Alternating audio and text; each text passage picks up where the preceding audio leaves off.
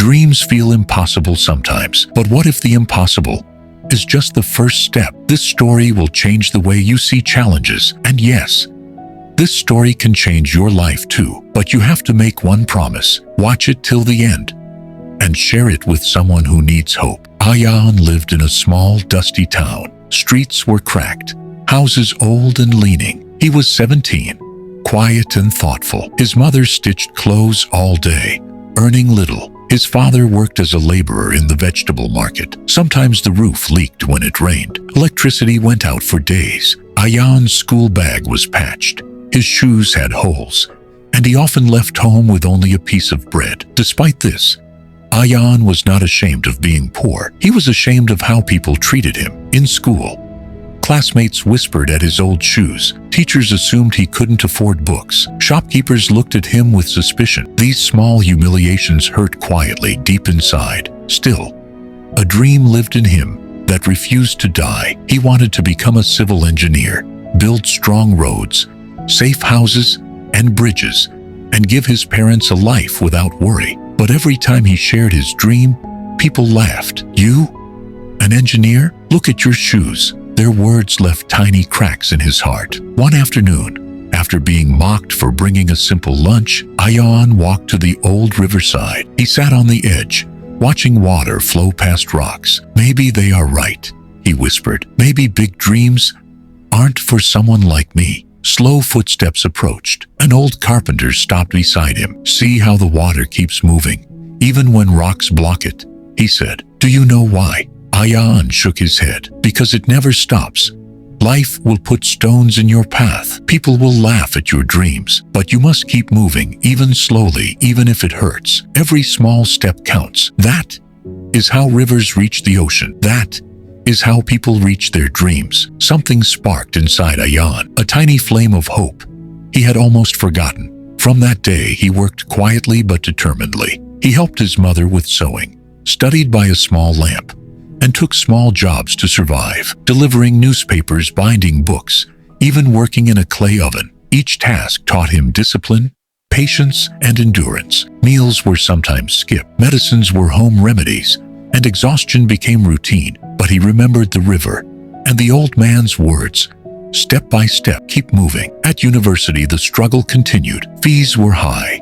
Teachers favored connections he didn't have. Jobs were promised, but often given to others. Each betrayal and failure became a lesson. One day, a kind mentor noticed Ayaan's honesty. "Pass this test.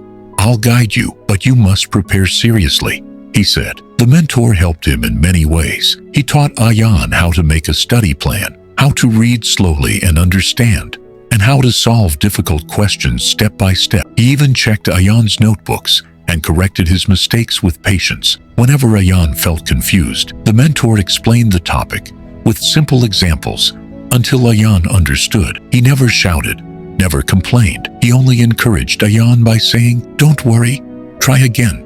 You can do it." Ayaan studied hard with borrowed books. Some days he failed.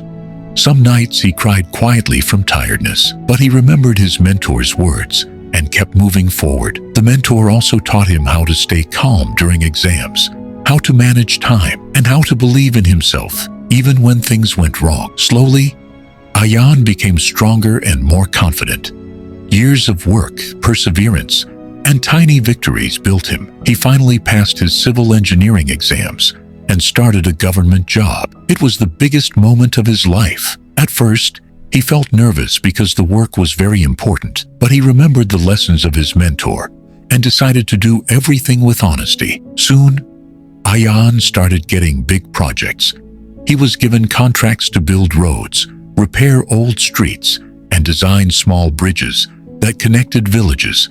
Sometimes he had to check the soil, sometimes measure land, and sometimes guide workers on how to lay strong foundations. He also helped in planning new buildings for schools and clinics. Every job needed careful thinking and responsibility, but Ayaan never took shortcuts. Many people tried to tell him, "Use cheap material, save money," but Ayaan always refused. He said, "If a road breaks, people will suffer. If a building is weak, children will be unsafe. My duty is to protect them." Because of his honesty, his roads were smooth, His buildings were strong, and his bridges were safe. Even the officers above him started trusting him. Ayan worked day and night, under the hot sun, in dusty fields, and during long inspections.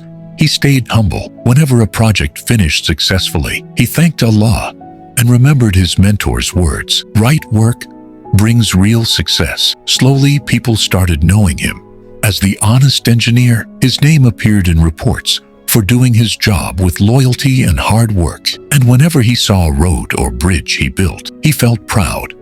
Not because it made him rich, but because it helped thousands of people travel safely. Ayan never forgot the lessons of the river, the carpenter, and his mentors. He helped students, shared his story, and inspired others. Dreams are not for the easy days, he would say. They are for the hardest days. Every step matters.